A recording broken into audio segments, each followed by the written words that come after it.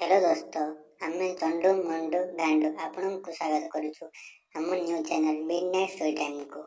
आसंतु किछि सुनि जवा लोक कथित मजालिया गप। दया करी हेडफोन यूज करंतु। धन्यवाद। सांग माने मु चंडू।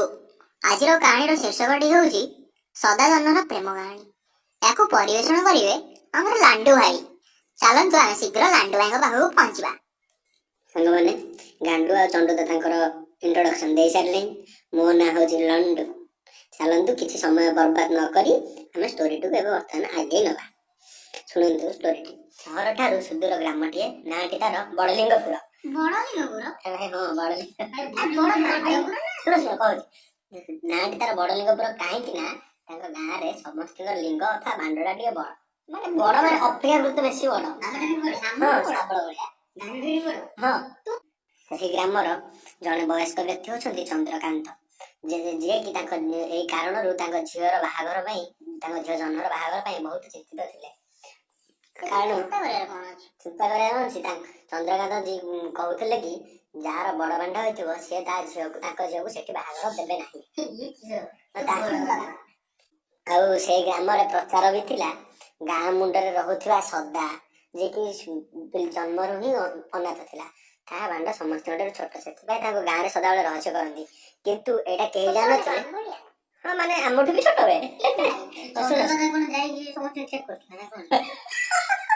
କିନ୍ତୁ ଗ୍ରାମରେ କୌଣସି ବ୍ୟକ୍ତି ଜାଣିନଥିଲେ କି ସଦା ଆଉ ଜହ୍ନର ଭିତରେ ଭିତରେ ପ୍ରେମ କାହାଣୀ ଓ ଆଫାୟାର ଚାଲିଛି।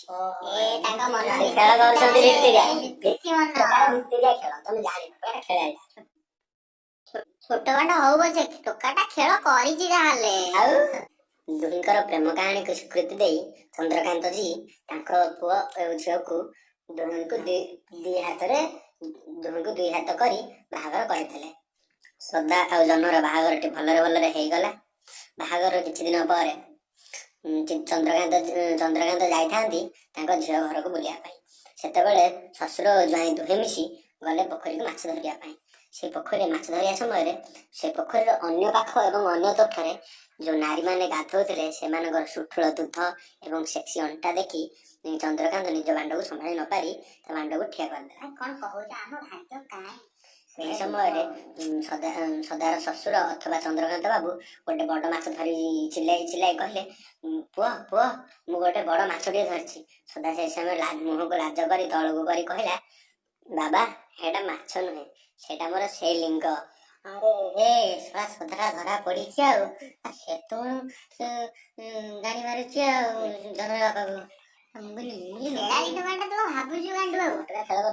ଦେଖି ଚନ୍ଦ୍ରକାନ୍ତ ବାବୁ ଆଶ୍ଚର୍ଯ୍ୟଚକିତ ହୋଇଗଲେ ଏବଂ କହିଲେ ସେଇ ଜାଲରୁ ଗୋଟେ ସୂତା ଛିଣ୍ଡାଇ ସଦାର ବାଣ୍ଡରେ ଗୋଟିଏ ଦାଗ ଦେଇ କହିଲେ, ଶୁଣ ସଦା, ତମେ ଏତିକିରୁ ମୋ ଝିଅ ଆଗକୁ ଟିକେ ଭର୍ତ୍ତି କରିବନି, ନହେଲେ ତମ ଦୁଇ ଜଣଙ୍କର ବିଚ୍ଛେଦ ମୁଁ କରିଦେବି। ଶ୍ୱଶୁରଙ୍କ କଥା ଶୁଣି ସଦା ମନ ଦୁଃଖ କରି ଘରକୁ ଫେରିଲା।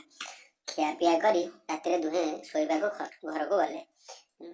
ସେହି ସମୟରେ ଦୁହିଁଙ୍କର ସମ୍ଭୋଗ ପାଇଁ ଦୁହିଁଙ୍କୁ ଆଲିଙ୍ଗନ କରି ଦୁହିଁଙ୍କ ଭିତରେ ସମ୍ଭୋଗ ଆରମ୍ଭ କଲେ। ସେ ସମୟରେ ସଦା ନିଜ ଲିଙ୍ଗକୁ ବାହାର କରି ଜହ୍ନର ବିଆ ଭିତରେ ଭର୍ତ୍ତି କଲା।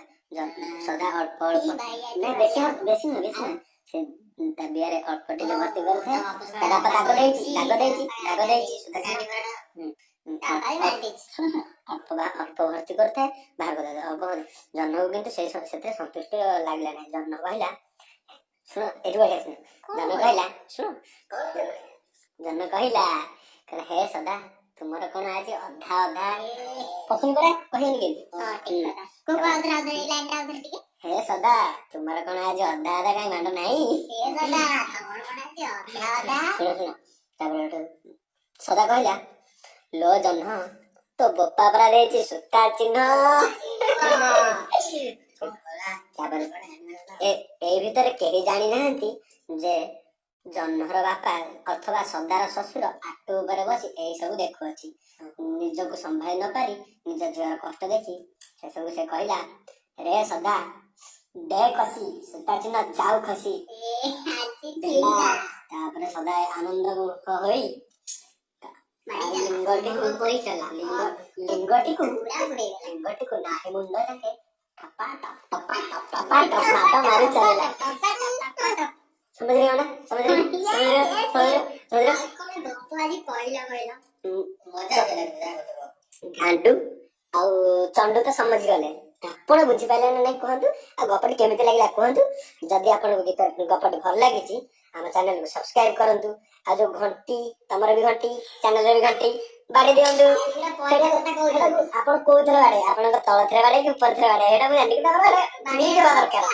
ଆଉ ଲାଇକ୍ ଟା କିନ୍ତୁ ଦିଅନ୍ତୁ। ସେୟାର ଆପଣଙ୍କର ସାଙ୍ଗମାନଙ୍କୁ ସେୟାର କରନ୍ତୁ, ନହେଲେ ଆପଣଙ୍କର ଯଦି ଗର୍ଲଫ୍ରେଣ୍ଡ ଅଛି ତାକୁ ସେୟାର କରିକି ଆପଣ ଆନନ୍ଦ ନେଇପାରିବେ। ଧନ୍ୟବାଦ, ମୁଁ ରହୁଛି, ଟାଟା, ବାଏ ବାଏ।